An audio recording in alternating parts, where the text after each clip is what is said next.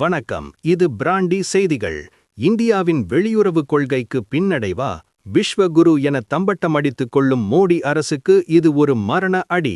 America மற்றும் பாகிஸ்தான் படைகள் இணைந்து நடத்திய இன்ஸ்பயர்ட் கேம்பெட் 2026 கூட்டு இராணுவ பயிற்சி இப்போது இந்திய அரசியலில் பெரும் புயலை கிளப்பியுள்ளது.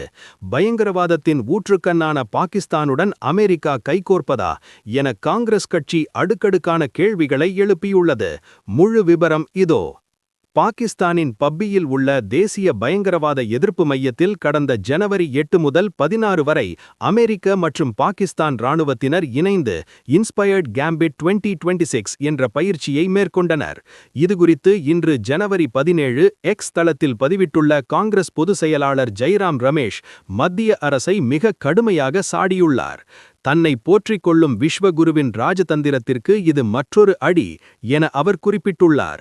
மேலும் 2025 பஹல்காம் பகுதியில் நடந்த தீவிரவாத தாக்குதலுக்கு காரணமான பாகிஸ்தான் இராணுவ தளபதி அசிம் முனீர் மீது அமெரிக்க அதிபர் ட்ரம்ப் காட்டும் அதீத பாசம் கவலையளிப்பதாக அவர் கூறியுள்ளார். இந்தியா மேற்கொண்ட ஆபரேஷன் சிந்தூர் நடவடிக்கையை தடுத்து நிறுத்தியதாக ட்ரம்ப் பெருமை பேசிக்கொள்வது மோடி அரசின் வெளியுறவு கொள்கையின் தோல்வி என காங்கிரஸ் குற்றம் சாட்டியுள்ளது. காங்கிரஸ் எழுப்பியுள்ள 3 முக்கிய கேள்விகள். விஸ்வகுரு எங்கே? உலக நாடுகளை இந்தியா வழிநடத்துவதாக கூறும் நிலையில் அமெரிக்கா மீண்டும் பாகிஸ்தானை முக்கிய கூட்டாளியாக ஏற்பது எப்படி? பயங்கரவாத முரண்பாடு.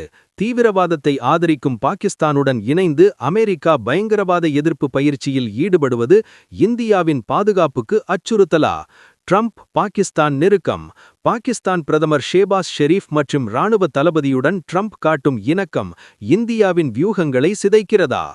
அமெரிக்கா பாகிஸ்தான் இடையிலான இந்த இன்ஸ்பயர்ட் கேம்பெட் பயிற்சி தெற்காசிய பிராந்தியத்தில் புதிய அதிகார போட்டியை தொடங்கியுள்ளது. இதற்கு இந்திய வெளியுறவுத்துறை அமைச்சகம் என்ன பதிலடி கொடுக்கப் போகிறது? ராகுல் காந்தி பாராளுமன்றத்தில் இதுகுறித்து கேள்வி எழுப்புவாரா? தொடர்ந்து இணைந்திருங்கள். இது பிராண்டி செய்திகளுக்காக உங்கள் பிராண்டி கிரி.